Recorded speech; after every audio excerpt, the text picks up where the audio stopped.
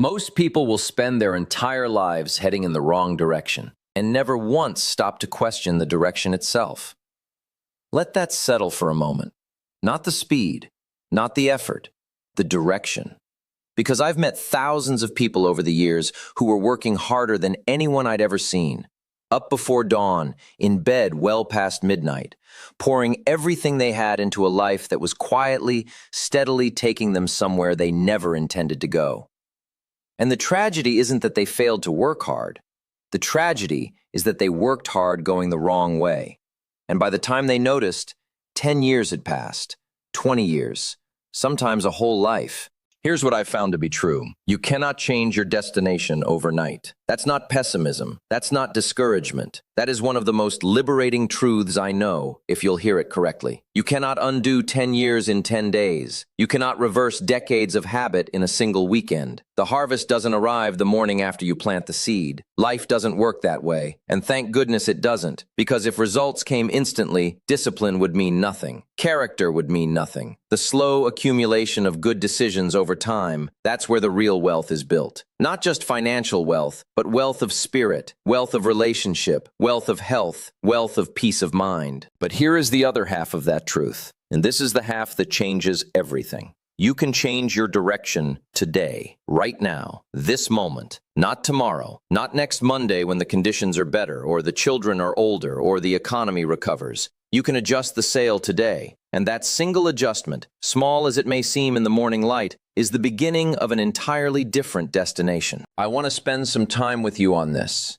I want to walk through this carefully, because I think most people hear a phrase like change your direction, and they imagine some dramatic gesture. They think of quitting their job, moving to another city, blowing up their entire life in some spectacular act of transformation. That's not what I'm talking about. What I'm talking about is something far more powerful and far more practical than that. I'm talking about the quiet, daily disciplines that, compounded over time, carry you somewhere extraordinary. The revolution I'm describing doesn't look like a revolution. It looks like a Tuesday morning when you get up 20 minutes earlier than usual and spend those 20 minutes thinking about where you're going. It looks like a Thursday evening when you reach for a book instead of the remote control. It looks like the 100 small choices made faithfully that the world will never see, but that your life will eventually display in its results.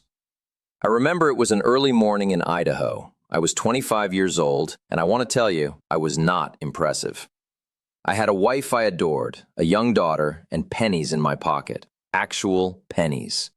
I had a job, I was working. I wasn't lazy, I want to be fair to myself there, but I was broke and getting broker, and I didn't understand why. I thought I was doing what you were supposed to do. You show up, you put in the hours, you hope, and I was doing all of that. But I was going in a circle, working hard, going nowhere. I'd been doing the same things the same way and expecting somehow that the results would eventually change, which, as I later learned, is one of the most common and most expensive miscalculations a person can make. I had no mentor. I had no map. I had no philosophy worth the name. I had the vague, uncomfortable sense that life was supposed to be better than this, that I was supposed to be further along somehow, though I couldn't have told you in which direction further along lay. I was adrift. And I didn't have the vocabulary to say so, because I'd never been taught to think about these things. Nobody had sat me down and explained that a life runs on a philosophy the way an engine runs on fuel, and that if your philosophy is thin, your life will be thin. Then I met Earl Schoaf, and Mr. Schoaf didn't feel sorry for me, which was the first gift he ever gave me. He looked at me the way a good farmer looks at soil that hasn't produced yet, not with contempt, not with pity, but with quiet assessment. He said, "Jim, the problem isn't your effort. The problem is your philosophy." I didn't even know what to do with that. I was 25. I thought philosophy was something you studied in college if you didn't know what else to do. But Mr. Schoaf said, "Your philosophy is the sum of your thoughts about life. And right now, your philosophy is producing exactly what you see around you." That hit me like a winter wind. Cold, clarifying, impossible to ignore. He said, "Jim, you can't change where you are overnight, but you can change how you think tonight." And there it was, the whole thing in one sentence. The destination takes time. The direction starts now. Now, I've carried that sentence with me for more than 40 years, and I've turned it over in my mind the way you turn over a good stone, examining it from every angle, finding new facets I hadn't noticed before. And the more I've thought about it, the more remarkable it becomes, because it contains two truths that seem at first to be in tension with each other, but aren't. They're complementary. They need each other to be complete. The first truth, you can't change your destination overnight, is the truth of patience, of the harvest, of seasons. It's the truth that says, don't expect to plant in the morning and harvest in the afternoon. Don't expect that because you've made a good decision today, your life will look different next week. It won't, not measurably. And if you expect it to, you'll be disappointed. And disappointment at that stage is one of the most dangerous things that can happen to a person who's trying to change direction, because it arrives just early enough to feel like proof that the effort isn't working. The second truth, you can change your direction today, is the truth of urgency, of agency, of personal responsibility applied at the only moment that ever actually exists, which is this one. Not yesterday, which is gone. Not tomorrow, which hasn't arrived and may bring surprises. Today, this hour, this decision, this choice made now about how the next hour will be spent and what it will build toward. And together, these two truths create the complete philosophy of direction change. Be patient about the results. Be urgent about the disciplines. Don't expect overnight transformation. Don't wait another day to begin. The patience applies to the harvest. The urgency applies to the planting. Plant today, every day, and trust the seasons to do what they always do, to bring the harvest in its proper time. Let me ask you something. When you planted your garden last spring, if you planted one, did you expect to harvest in the same afternoon? Of course not. You understand the laws of the harvest intuitively. You plant in the right season, you water consistently, you pull weeds as they come, you wait. And then, in the fullness of time, nature honors your patient labor with abundance. Nobody looks at a farmer and says, "What's wrong with you? You've been out here for 3 months and there's still no corn." We understand seasons when it comes to agriculture, but when it comes to our lives, we plan a good decision on Monday and we want evidence by Friday. We read one chapter of a book and we wonder why we're not yet wealthy. We exercise once and we're confused that the mirror hasn't changed. The reason most people are disappointed with life is not that life failed to deliver. It's that they misunderstood the timeline. They didn't grasp that every action, every thought, every small discipline is a seed, and seeds take time. The distance between where you are and where you want to be is not measured in miles. It's measured in disciplines, daily disciplines, practiced faithfully over time. That's the whole equation. There is no shortcut through it. The seed must go in the ground in the right season, tended properly and given time. Nature doesn't negotiate on timeline, but nature is also extraordinarily reliable. Plant well and tend faithfully and the harvest will come. That reliability is the farmer's greatest source of confidence, and it can be yours too. My father was a farmer in Idaho, a good man, one of the best men I've ever known. And he had this quality that I've tried my whole life to understand and replicate. He was never rattled by the gap between planting and harvest. He knew the gap was there. He expected it. He had built his whole life around working faithfully during that gap, trusting the laws of the harvest so completely that the waiting was simply part of the work, not a frustrating interruption of it, part of it. And when I saw that quality in Mr. Schoaf, that same patient, dignified confidence in the laws, I thought, that's a philosophy worth having. That's the kind of settled certainty that makes everything else possible. Now let me talk about the sail. I've used this image for 40 years because I think it captures something that no other metaphor quite does. The wind blows on all of us. That's the remarkable thing. Rich and poor, disciplined and lazy, hopeful and despairing, the same wind blows on all of us. The same economy, the same marketplace, the same seasons. The same set of circumstances that one person turns into disaster, another turns into fortune.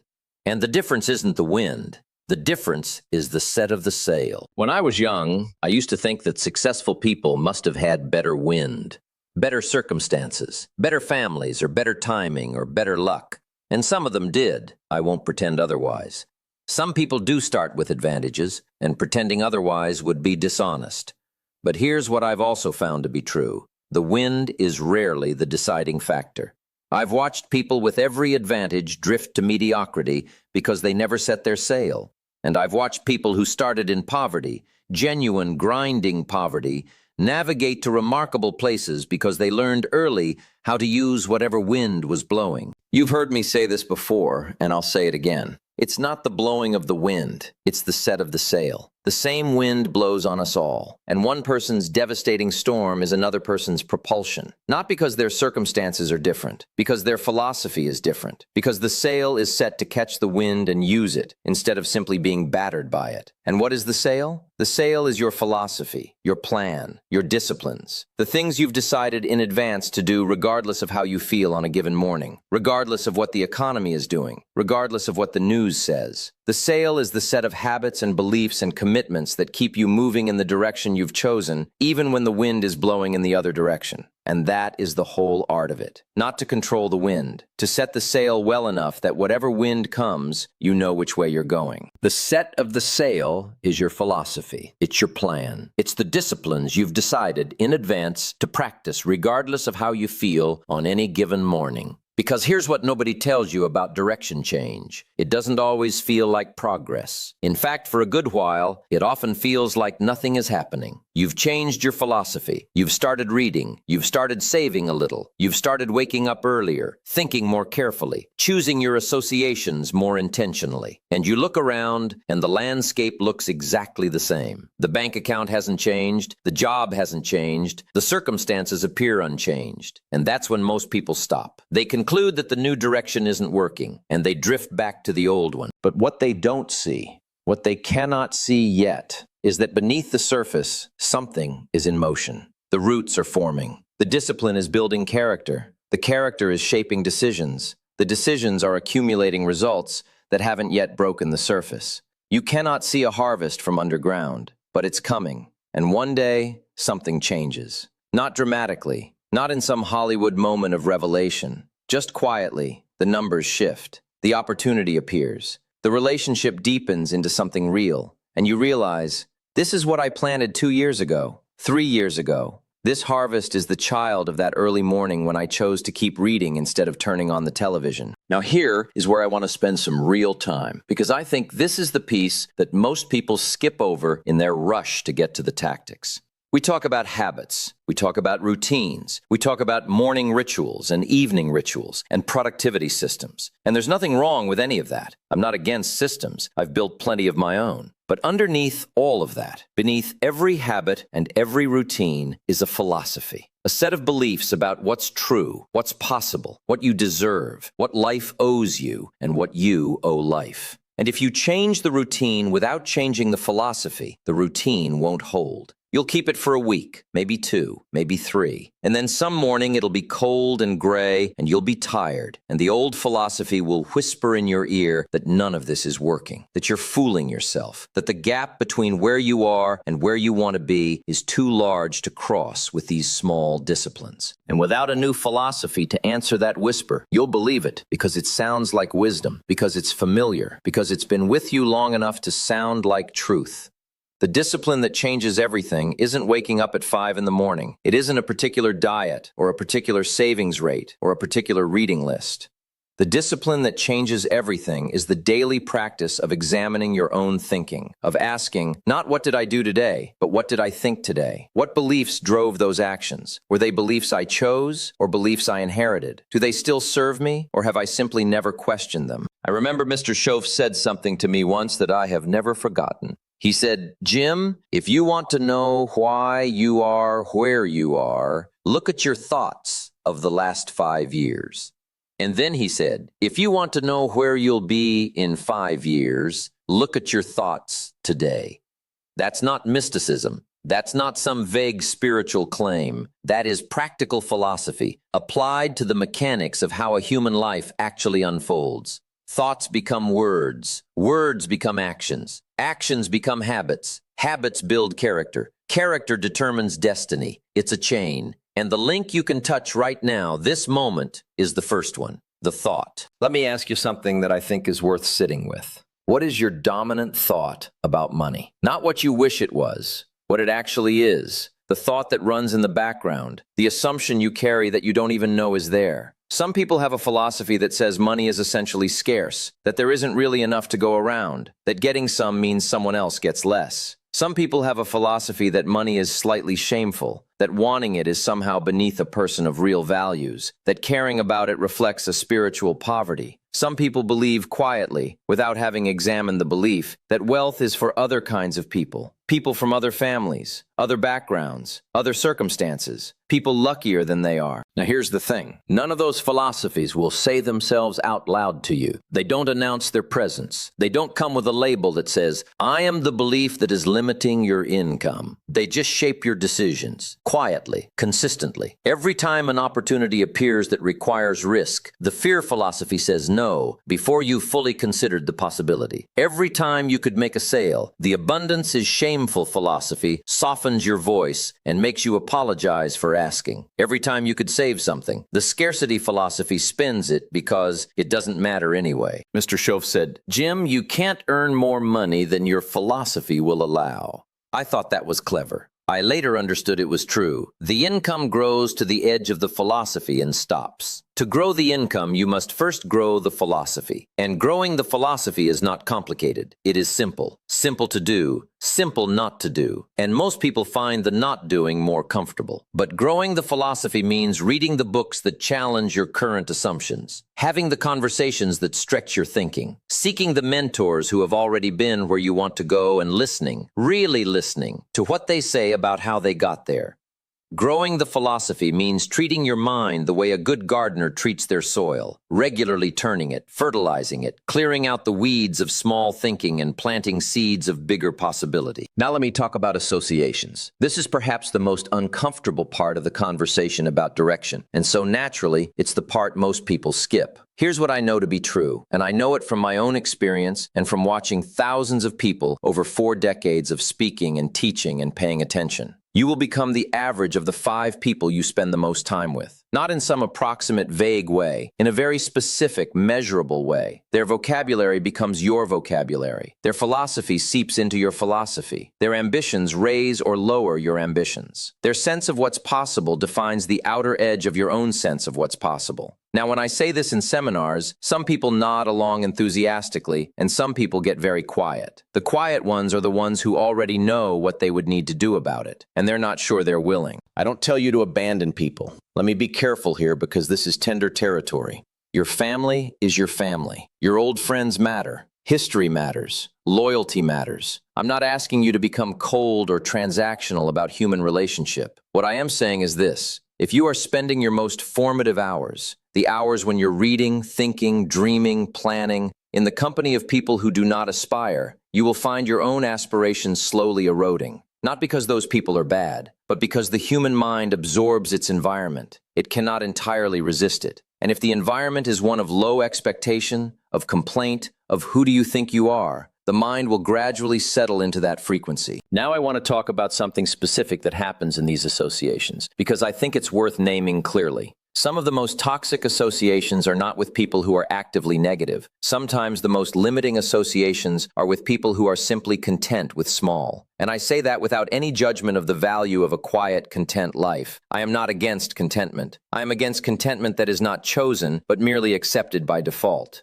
The person who looked at what was available and said, "This is enough, I am satisfied," that's a dignity. But the person who never looked, who simply never examined whether this was enough or whether something more was available, that's a different thing. And spending all your best hours with people who have never looked, who never wonder, who are comfortable in the fog of an unexamined life, it makes the fog seem normal. It makes the looking seem like an eccentricity. The antidote is not to reject the people around you. The antidote is to add people. Add a mentor. Add a book. And I mean this literally, because a book is a relationship with a mind, and you can have a relationship with the finest minds in history if you'll simply read. Add a community of people who are going somewhere, who are doing something, who are building something. Not to abandon the old relationships, but to add new influence. Because you cannot set a new sail if the only wind you're listening to is the wind of the old philosophy. I want to talk about the library for a moment, because I think this is where direction change is most practically, most affordably, most reliably accomplished. I've said for years, miss a meal, but don't miss your reading. And I don't say that carelessly. I say it because I have never met a person who read seriously, broadly, and consistently who was not growing. And I've never met a person who refused to read who was not slowly shrinking. Now, that's not a scientific claim. That's an observation from 40 years of paying attention. Here's what reading does for your direction. Every book you read is an invitation to try on a different philosophy for a few hours. You encounter a mind that has thought about something more carefully than you have, that has lived through something you haven't, that has assembled a perspective that your own life would not have produced. And if you're reading well, not just consuming, but thinking, you come away with pieces that you can try, ideas you can test, perspectives you can hold up against your own experience and see what holds. Formal education, and I honor formal education, will make you a living. That's not a small thing. A living is valuable. A living keeps the lights on and the children fed. But self-education, the deliberate reading and study that you do not because someone assigned it, but because you're hungry for a better philosophy. Self-education will make you a fortune. Not necessarily a financial fortune, though often that too. A fortune of perspective, of understanding, of capability, of the kind of inner resources that no economy can take away. I remember reading my first serious book at 25. Mr. Schoaf had a library, not a showpiece library, a working library. Books with notes in the margins and pages folded over and coffee stains on the covers. And he said, "Jim, this is where I get my edge. Not from being smarter than the other fellow, I'm not sure I am, but from being better informed, from thinking with the benefit of thinkers who came before me." He handed me a book, and I read it over a weekend, and I want to tell you, something shifted. It wasn't that the book contained secrets I didn't know. It was that it organized things I vaguely felt into thoughts I could actually use. It confirmed and sharpened and expanded. And I thought, if one book can do this, what would 100 books do? What would a library? If you read one book a month on your area of work or life, in 10 years, you'll have read 120 books. Do you know how many people in your field have read 120 books? Almost none. Almost none. And you could be among that rare group, not by being gifted or lucky or specially positioned, but simply by spending 30 minutes each day with a book instead of with a screen. The discipline is ordinary. The result over time is extraordinary. That's the compound effect of daily disciplines. Small things, faithfully practiced, become large things. Here's what I've also noticed about reading, beyond the obvious accumulation of information. Reading builds a particular quality of mind that I can only call philosophical patience. When you read seriously, you encounter ideas that require time to develop. You can't skim a serious argument and claim you've understood it. You have to slow down. You have to follow the logic from premise to conclusion. You have to sit with a difficult idea long enough to test it against what you already know. And that discipline of sitting with something difficult, that patience with the unresolved, is the same discipline you need to sustain a direction change through the long period between planting and harvest. The person who can't finish a challenging book probably can't maintain a challenging discipline through its quiet, evidence-free early months. So reading isn't just a way to accumulate good ideas. It's a training ground for the philosophical muscles that direction change requires. The muscle of patience, the muscle of sitting with something that hasn't yet proven itself, the muscle of trusting a process you can't yet see the end of. These are earned in the library, one page at a time, one book at a time, one early morning of choosing to read when the comfortable thing would have been to sleep another 30 minutes. Now, I want to talk about what direction change actually looks like in the daily life, because I think there's a temptation when we talk about philosophy and habits and the long arc of change to make it all feel abstract, distant, something that happens in some other version of your life rather than this one, right now, with the actual circumstances you have. Here's what direction change looks like. It looks like deciding tonight to read for 30 minutes before you sleep instead of scrolling through something that won't serve you. That's it. That's the whole thing. One small discipline, one small redirection of 30 minutes. On its own, tonight, it doesn't look like much. But if you do it tonight and tomorrow night and the night after that, something begins to form. Not just knowledge, something in your character. A habit of choosing growth over comfort. A daily proof to yourself that you are the kind of person who invests in their own mind. And that proof matters, because what you think about yourself shapes everything. Direction change looks like deciding that tomorrow morning, for 20 minutes, you'll think. Not scroll, not react to emails, not check the news. Think. With a notebook open about where you're going, whether that's the direction you chose, and what one decision you could make today that would represent a better direction. That's all. 20 minutes of deliberate thought. Do you know how rare that is? The average person does not spend 20 minutes a year in that kind of deliberate reflection about the direction of their life.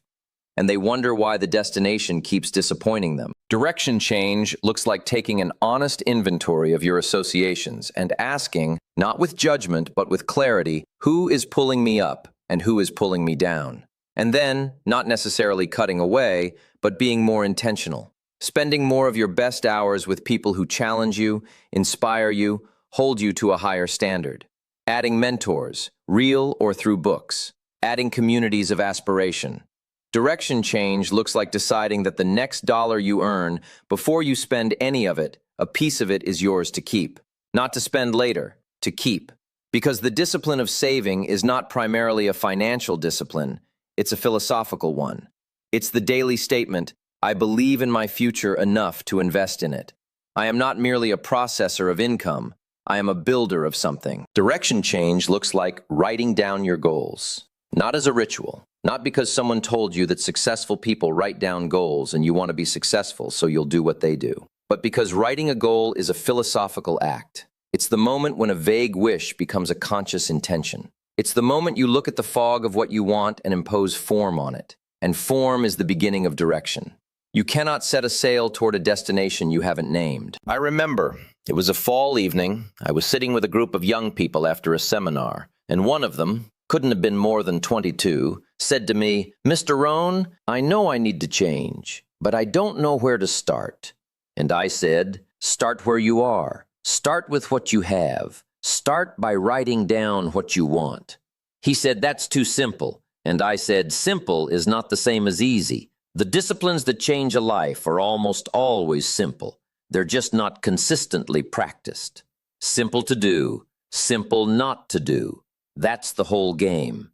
And the game is played every single day, in the small moments, in the ordinary choices that no one else will see or judge or applaud. Some people are waiting for a sign, a signal, something to tell them that now is the right moment, that the path is clear, that the risk is manageable. And I understand that impulse, the desire for certainty before commitment. But here's what I found to be true. The sign usually comes after you start. Not before. The path becomes clearer as you walk it, not while you're standing at the trailhead waiting for the fog to lift. The risk becomes manageable when you've built enough skill and philosophy and momentum to handle what the risk brings. Waiting for certainty before starting is, in practice, waiting forever. Because certainty about outcomes is not a thing this life offers. It offers probability. It offers the laws of the harvest, that what you plant consistently, you will eventually reap. But the harvest is never guaranteed in advance. It requires the faith of planting. Now let me turn to time, because I think time is the resource we most carelessly spend and most bitterly mourn. I've heard people say, I don't have time to read. I understand what they mean. They mean that their schedule is full, that there are demands on every hour, that by the end of the day they are genuinely tired, and the hour of reading feels like one luxury too many. I understand it. I've felt it. But here is what Mr. Schoaf taught me about time, and I've never stopped thinking about it. He said, Jim, you have the same 24 hours as every person who has ever achieved something you admire. Not a minute more, not a minute less. The same day, the same hours. And if they could use those hours to build something remarkable, and you're using yours to consume what others built, the problem is not the hours. That was a hard thing to hear, but it was true. And true is worth hearing even when it's hard. The question is not, do I have time?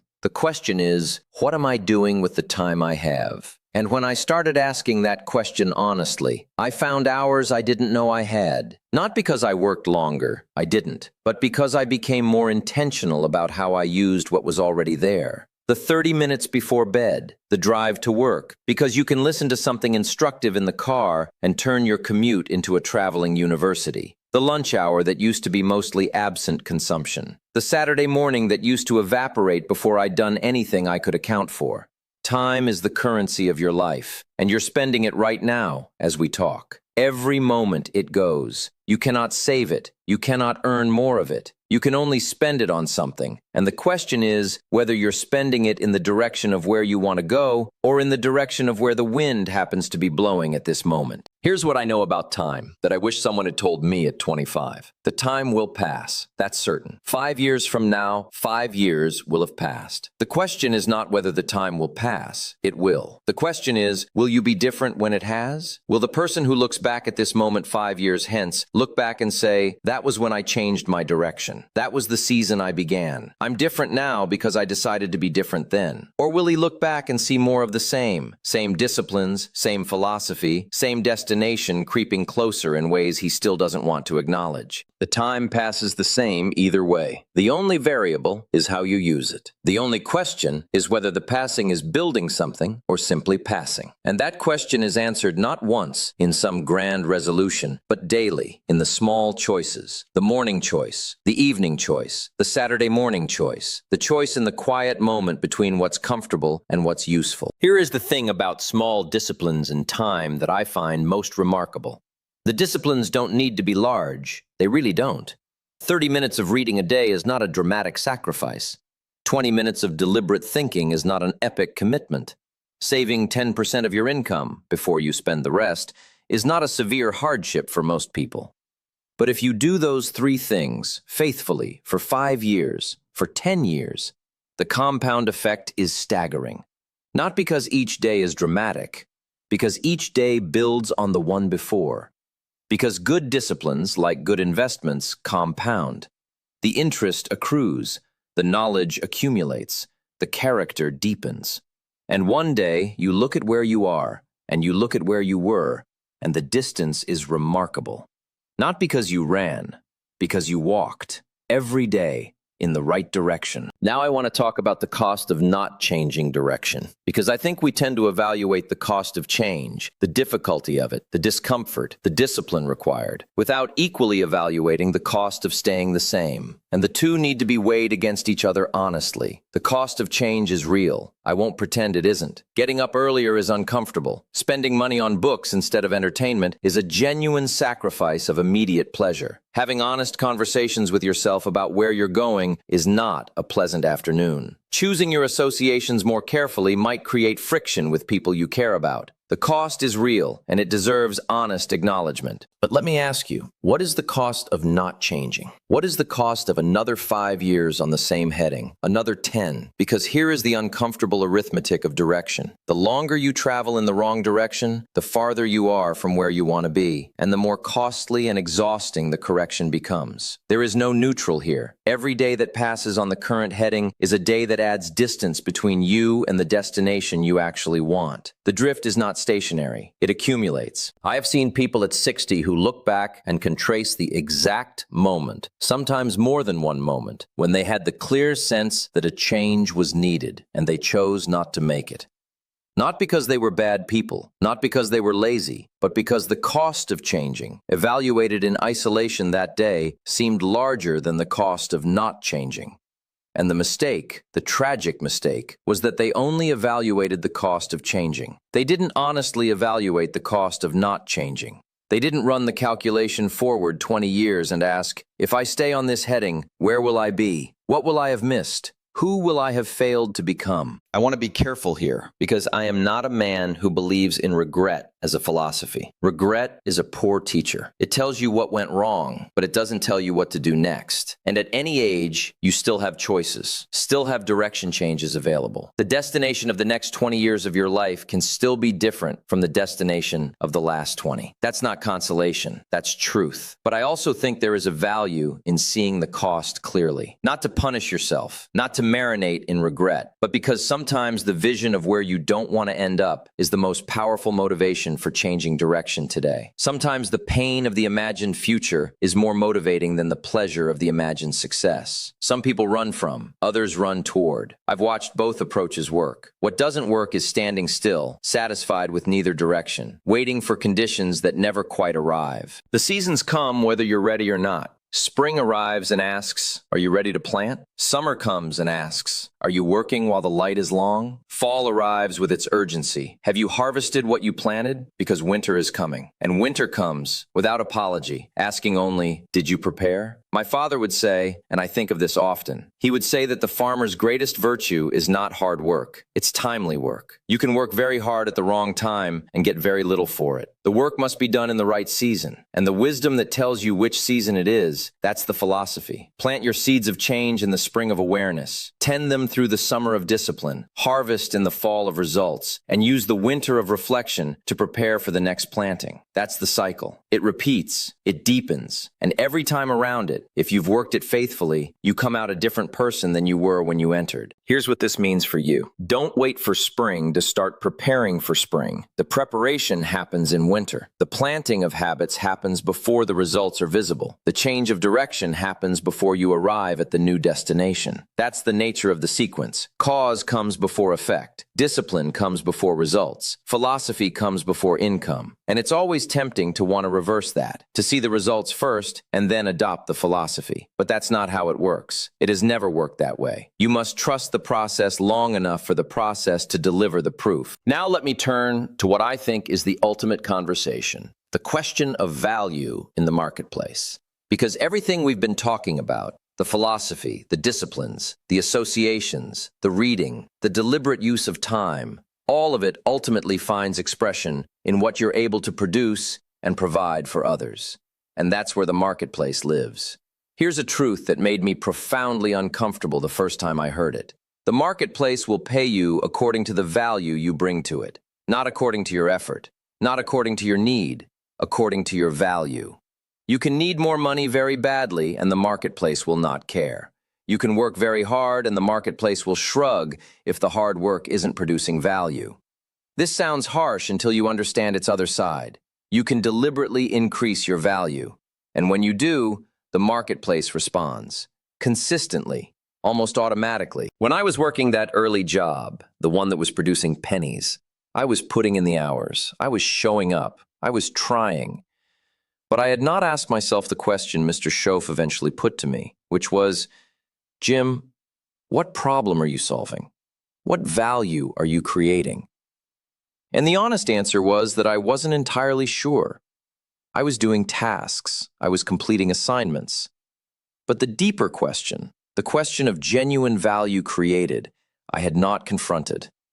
And the marketplace, with its characteristic indifference to effort alone, was paying me accordingly. Here's the thing about value. Value is built by the same process as every other thing we've been discussing, by daily disciplines, patiently practiced over time. You become more valuable in the marketplace by becoming more skilled, more knowledgeable, more useful, more reliable, more creative in your approach to problems. And all of those things are grown, not found. They are cultivated through the daily disciplines of learning, practicing, reflecting, adjusting. Some people say, I deserve more than I'm making. And that may be true in the sense that they are a person of inherent dignity and worth. But the marketplace doesn't pay according to what you deserve in that moral sense. It pays according to what you can produce. And if what you can produce hasn't grown, if you've been doing the same things in the same way for 5 years without deliberate improvement, then the income hasn't grown, and the reasons are not mysterious. You have the income your current value commands. To change the income, change the value. Now this is empowering. Because value is the one thing in this whole equation that you can affect directly. You cannot affect the economy. You cannot affect what your employer decides. You cannot affect the market's general appetite for what you do, but you can affect your own value every day. With the daily disciplines of learning, reading, practicing, associating with people who are excellent at what you want to be excellent at, studying those who've achieved what you want to achieve. Formal education will get you started, but the education that makes the real difference, the education that builds genuine marketplace value, is largely self-directed.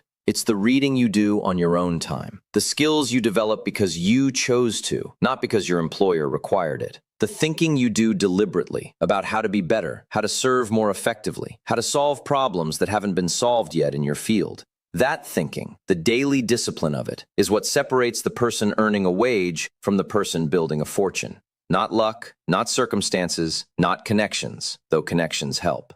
The foundation is always what you know, what you can do, and how persistently you're working to expand both. Profits are better than wages. I've said this for years, and every year more people understand what I mean by it. A wage is what the market pays for your time. A profit is what you earn when you create something, when your effort, applied intelligently to a valuable problem, produces more than the cost of producing it. You can earn a wage by showing up. You earn a profit by building something. And the discipline of building something, even something small, even something alongside your regular employment, is one of the most direction-changing disciplines available to you. Not everyone should own a business. That's not what I'm saying. But everyone can develop the profit mentality. The question of, how do I create more value than I consume? How do I produce something that the marketplace will pay for generously? Because that question, habitually asked and earnestly answered, changes the direction of a career more reliably than almost anything else I know. It changes the lens through which you see every situation. Instead of asking, what do I get from this? You start asking, what can I bring to this? And that shift, from consumer to producer, from wage earner to value creator, is one of the most profound direction changes available. Let me say something now about service, because I think it's the foundation of everything we've been talking about. And it's easy to miss because it seems so obvious. Here it is. The way to change your financial direction is not to focus on money. It's to focus on service. Money is always the result of value created and service rendered. You don't get money by pursuing money. You get money by pursuing excellence, by solving problems, by serving well, and money follows as the natural consequence. I've watched people chase money their whole lives and find that it eludes them because the chasing is the problem. When your primary focus is, how do I get more? The marketplace can sense it. It produces a particular quality of anxious, transactional energy that repels the very relationships and opportunities that would generate real income. Whereas when your primary focus is, how do I serve better? How do I solve this problem more effectively? How do I add more value today than I did yesterday? The marketplace responds with remarkable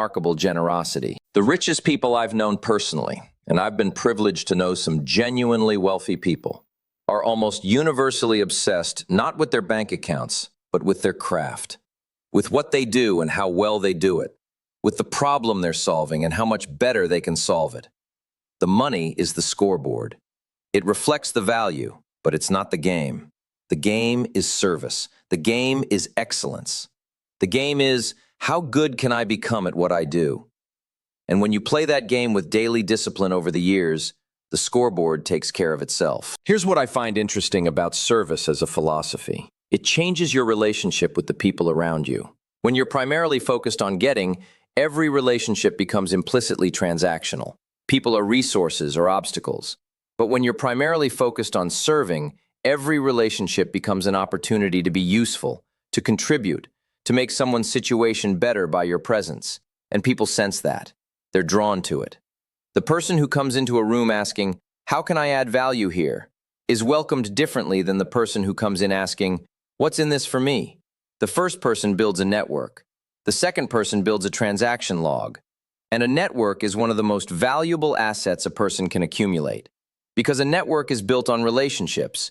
And relationships, like all good seeds, compound over time. Now I want to come to what I think is the deepest level of this whole conversation. Because we've talked about philosophy and disciplines and associations and value and service. But underneath all of that, there is something more fundamental, and it's the question of who you are deciding to become. Jim Rohn at 25 was one kind of person. Not a bad person, I want to be fair to my younger self, but a person with a small philosophy, an accidental set of habits, an unconsidered direction. And the direction change that Mr. Schoaf initiated in me was not, at the deepest level, a change in what I was doing. It was a change in who I was becoming. That's the real destination question. Not what do I want to have, though that's a useful question. Not what do I want to do, though that's also worth considering. The deepest destination question is, who do I want to become? Because the person you become is the prerequisite for everything else. You cannot build something beyond your current level of personal development and expect it to stand. The structure of your results is built on the foundation of your character. If the character hasn't grown to support the size of the result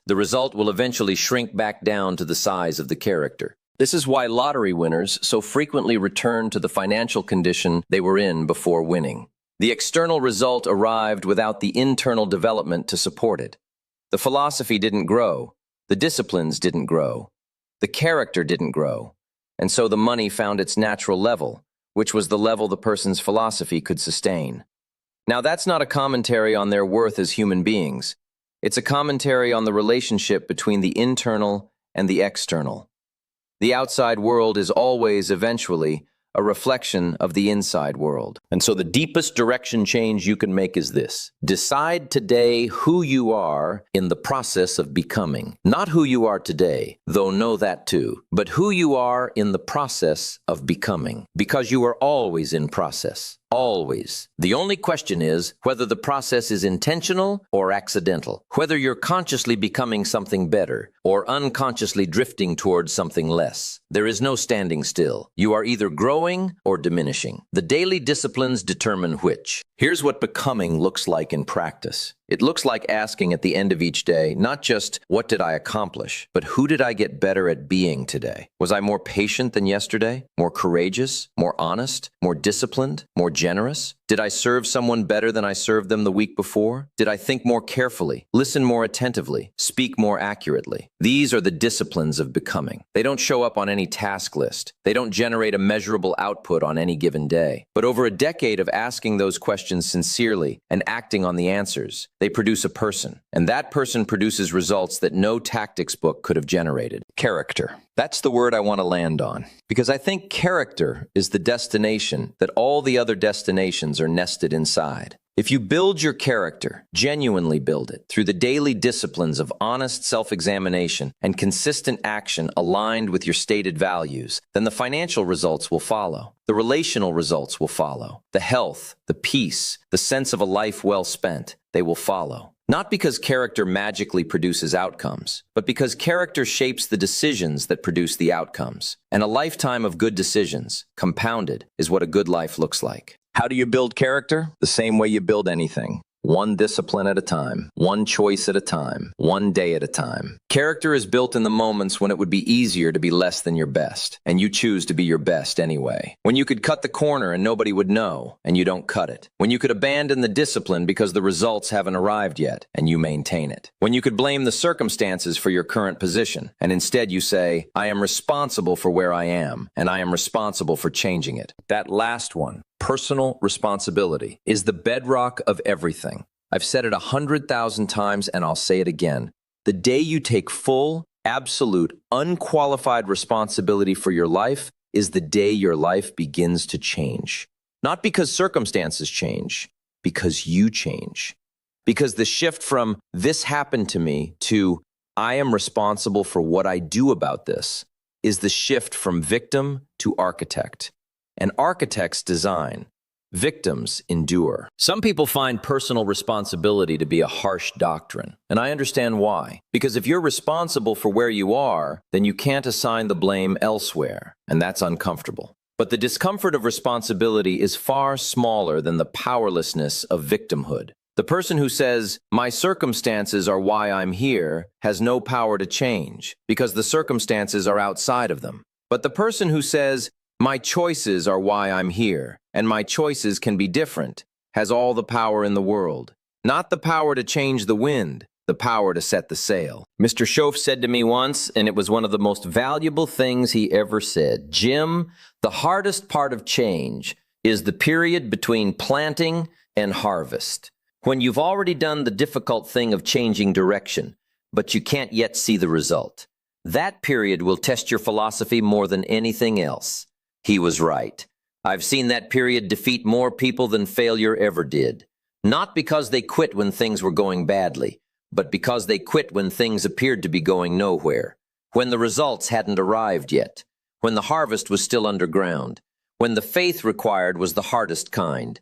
Faith based not on evidence, but on understanding of the laws. And the law is this: what you plant, you will harvest. More than you plant, in time. The seed of a good discipline planted faithfully today will yield a harvest that appears disproportionate to the planting. That's not magic. That's compound interest applied to human growth. The first year of reading doesn't produce a dramatic change. The 5th year does. The first year of saving produces a modest account. The 30th year produces a fortune. The first year of daily exercise produces modest improvement. The 10th year produces a fundamentally different relationship between you and your body. The harvest is always proportionate to the planting, but the proportions are revealed over time, not immediately. Now let me give you this. Here is perhaps the most practical summary of everything I've been trying to say. There are 4 decisions, 4 simple, ordinary, available to everyone decisions that, made and maintained, will change the direction of your life so fundamentally that in 10 years you will not recognize the destination they've produced.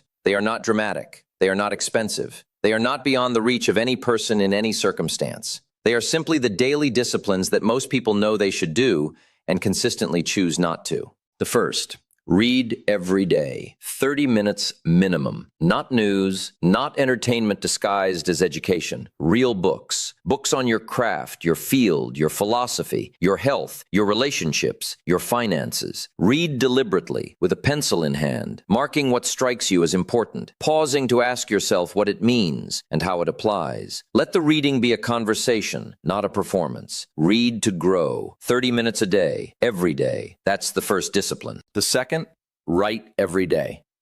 Not polished writing, a journal, a notebook, whatever you call it. The daily practice of putting your thoughts in writing serves more than one purpose. It clarifies thinking. It creates a record you can look back on, a map of where you were. It externalizes the thoughts that left internal tend to loop without resolution. When you write, "I am concerned about my finances because," you often find in the writing a clarity about the concern that you couldn't access while it was merely circling in your mind. Write your goals, write your concerns, write what you're grateful for, write what you're committed to. The discipline of daily writing is the discipline of daily honesty. And daily honesty with yourself is the prerequisite for every other kind of growth. The third, plan every day, not obsessively, not in the paralysis of overplanning, but with intention. Before the day begins, ideally the evening before or the first quiet moment of the morning, take 10 minutes and decide what this day is for. What are the 2 or 3 things that, if they get done, will mean this day moved you in the right direction? Not a list of 40 things that will defeat you before noon. 2 or 3 priority actions that are aligned with the direction you've chosen.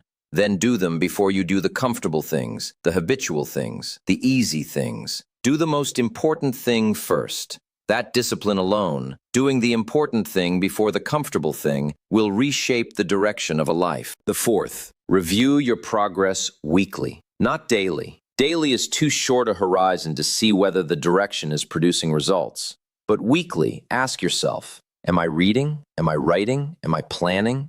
Am I making progress, however modest, toward the destination I've named? And if the answer is no, why not? Not to punish yourself, to understand, to adjust the sail, to recommit, to plant again what the week didn't produce.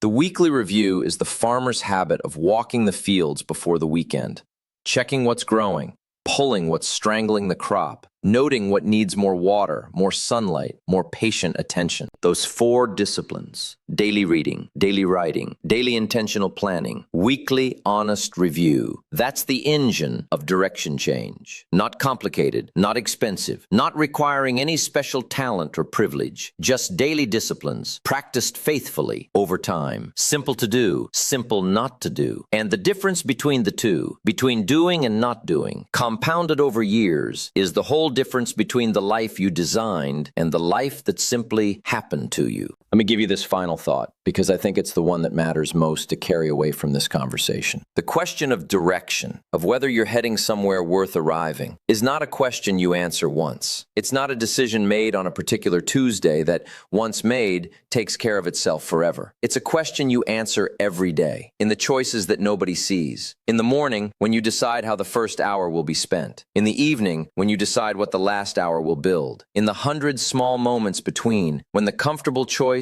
and the useful choice diverge, and you reach for one of them. The direction is set daily, and every day is a chance to set it better. I spent 25 years heading in a direction I hadn't chosen, toward a destination I didn't want. And then Mr. Schoaf, in a conversation I didn't ask for, handed me a different philosophy. Not a magic solution, not a shortcut, a philosophy, a way of thinking about what was possible and what it required. And I spent the next 40 years walking in the direction that philosophy pointed. I couldn't change my destination overnight. Nobody can. But I could change my direction that evening. And I did. One book at a time, one discipline at a time, one morning at a time, one day at a time, until the days became years, and the years became a life, and the life became something I'd have been proud to show the 25-year-old who stood in that Idaho morning with pennies in his pocket and no idea that everything was about to change. That's available to you. It's always been available. Not the same path. Your path is your own, but the same laws, the same seasons, the same wind, the same sail, waiting to be set in the direction of everything you are capable of becoming. You cannot change your destination overnight, but you can change your direction today. The sail is in your hands.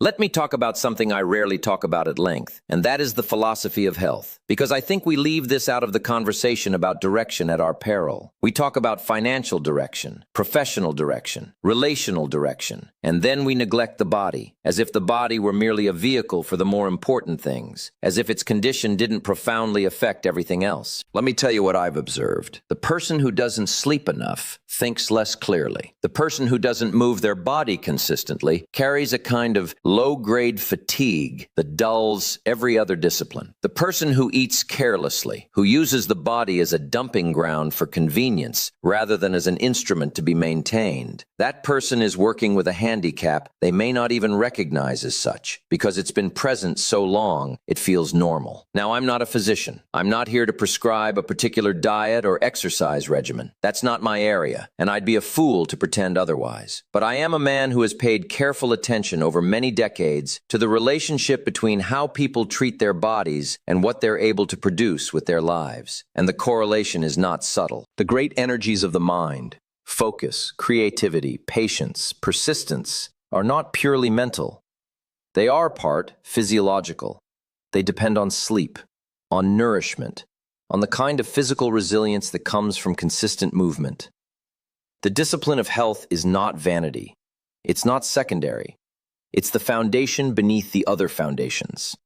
And to neglect it in the name of being too busy, which is, in my experience, one of the most common rationalizations for this particular neglect, is to undermine every other discipline you're trying to build. Here's what I'd say about health in the context of direction. Health is a daily discipline, just like reading and writing and planning. It's a deposit made today into an account you'll draw on tomorrow, and next year, and 20 years from now. The person who walks for 30 minutes every day for 20 years is a different person physically than the person who intended to walk but always found a reason not to. Not in some dramatic way on any given Tuesday. Dramatically, undeniably, in the aggregate. In the energy available for the important things, in the clarity of thought, in the stamina to maintain the other disciplines when life becomes difficult. And life will become difficult. That's not pessimism. That's an accurate description of what all of us can expect. Difficulty comes. Challenge comes. The seasons of hardship arrive without invitation and without apology. And the person who faces those seasons with a strong body and a clear mind is in a fundamentally different position than the person who faces them depleted. The body is not separate from the philosophy. It is part of it. How you treat the body is a statement about what you believe your life is worth, about how seriously you take the work of becoming. Now, I want to address something that I think lives underneath a lot of the conversations we've had today, and that is the question of fear. Because I've never met a person who didn't have something to say about this, about how fear of failure, fear of judgment, fear of change itself has shaped their choices and quietly redirected their lives away from where they wanted to go. Let me be clear about what I think about fear. Fear is not your enemy. Fear is information. It tells you where the edges are. It tells you where the stakes are high enough to register. And some fear is wisdom. The fear that keeps you from stepping in front of a moving car is not a limitation. It's a gift. So I'm not here to tell you that fear is always wrong and should be ignored. But here's what I've found to be true about the fear that limits direction change. It almost always overestimates the danger and underestimates the person. The fear says, "This is too risky. You're not ready. The gap is too large. The people around you will think less of you. You will fail, and it will be permanent and visible and humiliating." And almost every word of that is wrong. The danger is rarely as large as the fear describes it. The person is almost always more capable than the fear admits. The gap is almost always smaller than it appears from a standing start. The people around you are far more preoccupied with their own fears than they are with watching yours. And failure, when it comes, is rarely as permanent or as defining as the fear insists. But here's the most important thing I know about fear in the context of direction change. The fear of doing something new diminishes with action and grows with inaction. Every day you wait to begin the new discipline, The fear has another day to rehearse all its arguments and grow more convincing. Every day you do something in the direction you've chosen. However small, however imperfect, the fear loses a little of its authority over you. The doing diminishes it. The waiting amplifies it. So the prescription for fear, in the context of direction change, is simple. Start before you're ready. Do the first small thing today, tonight, while the fear is still present and loud. Not because you're unafraid, because you're choosing direction over comfort, because you understand that the fear will quiet as you move, and it will grow louder if you wait. Start before you're ready. The readiness will come in the doing. I remember telling this to a young man in a seminar once. He must have been 30, maybe 32, and he had the look I used to have at 25. The look of someone who knows they're not where they should be, and has been telling themselves they'll change when the time is right. I said, "When will the time be right?" He said, "When I feel more prepared." I said, "How do you prepare for something you haven't started?" He was quiet for a moment, and then he said, "That's the thing, isn't it? That's the thing." The preparation happens in the doing. The confidence comes from action, not from thought about action. The readiness is built in the field, not in the planning room. I want to take a moment now and talk about the people in your life who will try to talk you out of your direction change. Not maliciously. Most of them won't mean any harm. But they will do it nonetheless, and if you're not prepared for it, it will stop you. When you begin to change direction, some of the people closest to you will be uncomfortable. Not because they don't love you, because change is unsettling. Because when you start to grow, it implicitly asks a question of the people who aren't growing. When you start reading and they notice, a voice somewhere says, "Should I be reading?" When you start saving and they see it, a voice says, "Should I be saving?" When you wake up earlier and pursue your disciplines and start becoming someone different, the people who aren't doing those things will sometimes feel judged by your example. And some of them will respond to that feeling not by growing themselves, but by trying to bring you back down to the familiar. It will come in the form of gentle mockery. "Oh, so now you're going to be rich, are you?" It will come in the form of doubt, dressed as concern. "I just don't want you to be disappointed if it doesn't work out." It will come in the form of subtle pressure toward the familiar, the invitation to spend Saturday the old way, the suggestion that you're taking all this too seriously, the implication that who you're becoming is somehow a criticism of who they are. Here's what I want to say about this, and I want to say it carefully. These people love you. Most of them. The discouragement isn't malice. It's the expression of their own fear, their own resistance to the discomfort of growth, reflected back onto you. And the way to respond to it is not with defensiveness or contempt. It's with quiet, consistent, undramatic commitment to the direction you've chosen. You don't have to argue. You don't have to convince. You don't have to explain yourself to everyone who questions your direction. You just have to keep going. The results, in time, will speak more clearly than any explanation you could offer. But you do need to be aware that this pressure will come. Because if you're not aware of it, it will move you off course without you even noticing. One skipped discipline here, one afternoon return to the old way there, and gradually, without any single dramatic moment, the direction shifts back. The sail drifts. The destination creeps back toward the familiar. Not because you decided to give up, but because the pressure accumulated and you weren't prepared for it. Prepare for it. Know that it will come. And when it does, recognize it for what it is. Not truth, not wisdom, not evidence that your direction is wrong. Just the friction of growth against the inertia of comfort. Normal friction, expected friction, and move through it anyway.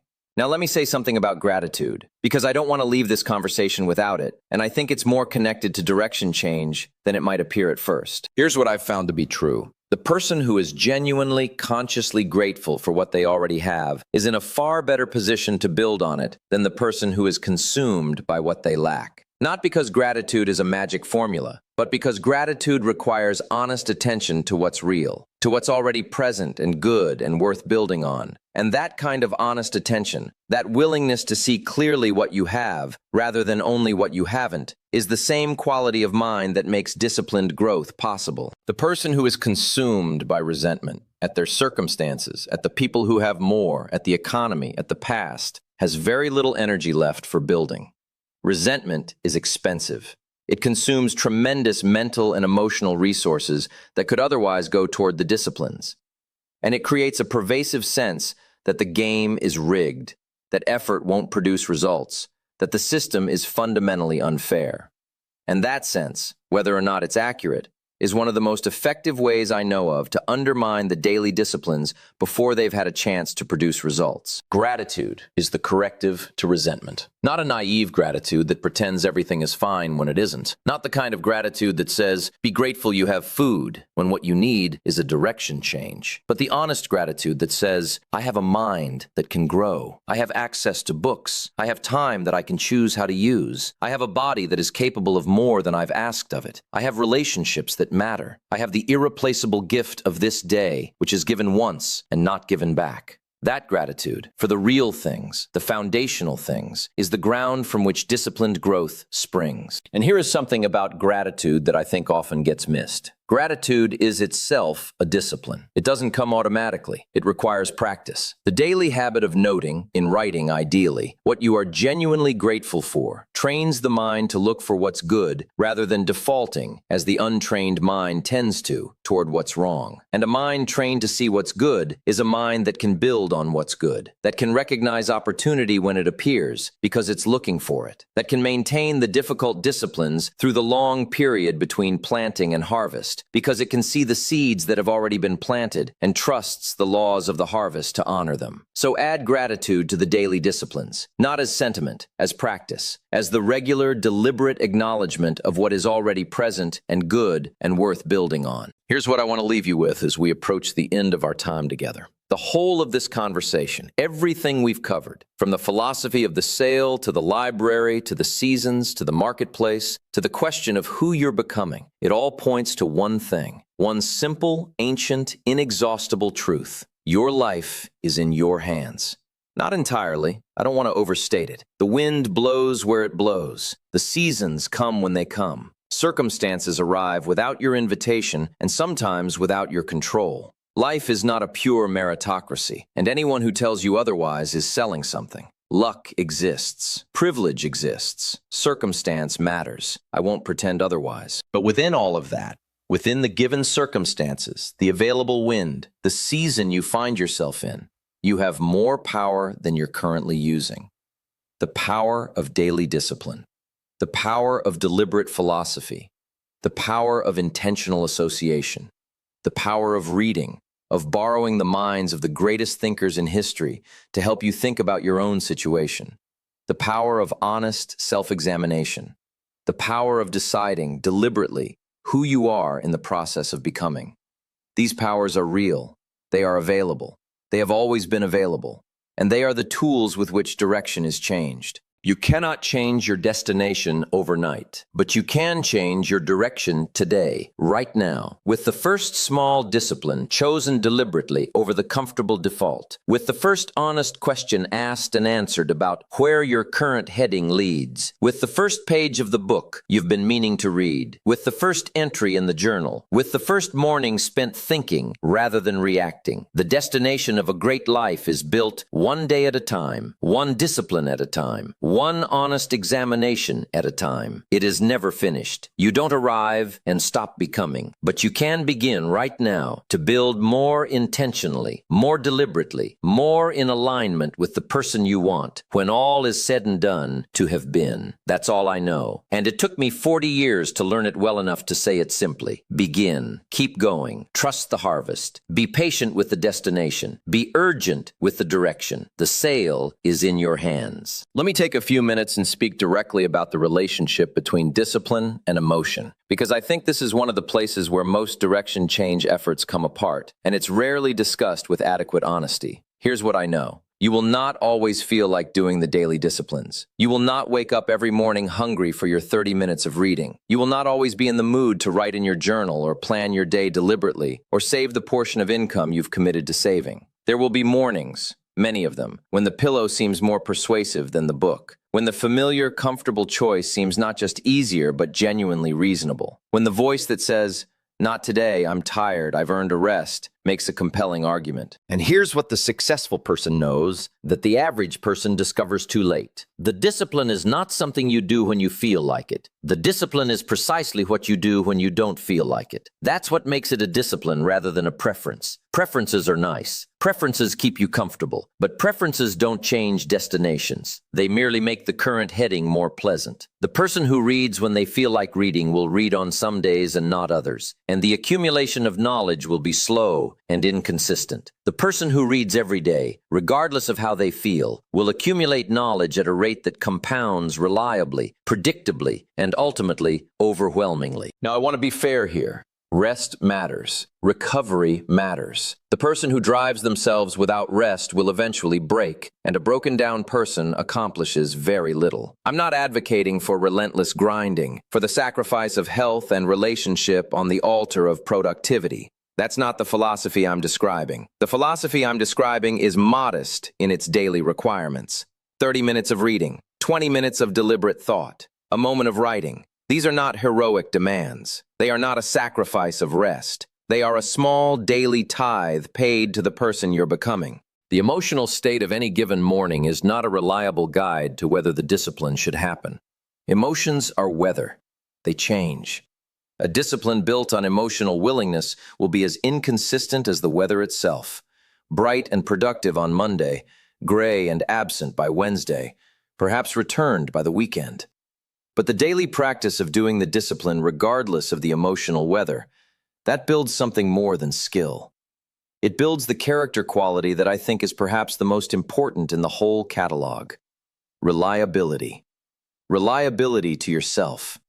The quality of being someone who does what they said they would do, even when no one is watching and the doing is difficult. And reliability to yourself is the foundation of self-respect. Not the self-respect that comes from accomplishment, though accomplishment earns its own form of respect. The deeper self-respect that comes from keeping your own commitments, from looking at yourself at the end of the day and being able to say, I did what I said I would do. The discipline was uncomfortable, and I did it anyway. And tomorrow, I will do it again. That self-respect, quiet, private, unremarkable to anyone else, is one of the most powerful forces in the life of a person who is genuinely changing direction. Here's one final story I want to share with you.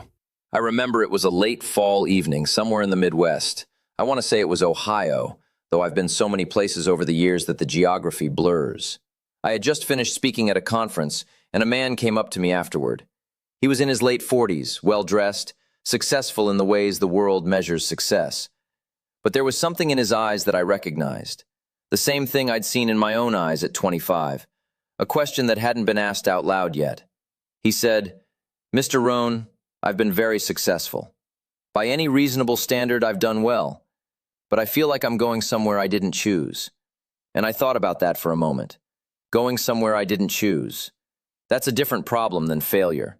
That's the problem of a sail set by accident rather than intention, carrying a man to a reasonable harbor that he never actually wanted to arrive at. I said to him, then change the sail. Not the boat, not the harbor, the sail. He looked at me and said, at 47? I said, especially at 47. Because you have something at 47 that you didn't have at 25. You know where the wrong sail takes you. That's useful information. Most people at 25 don't know yet. You know. Use it. He sent me a letter 2 years later. He'd made 2 changes. Small changes. He'd begun reading an hour a day instead of watching the evening news, and he'd started spending one Saturday morning a month with a mentor he'd identified, someone who was doing, in the area that truly interested him, what he wanted to do. Just those 2 things. 2 years later, he wrote to say that the direction had shifted noticeably. Not the destination, not yet, but the direction. He could feel for the first time in years that where he was heading was where he had chosen to go. That's the gift. Not arrival, direction. The conscious, chosen, daily maintained direction toward the life you would actually recognize as yours. Not the life that happened, the life you built, one discipline at a time from this day forward.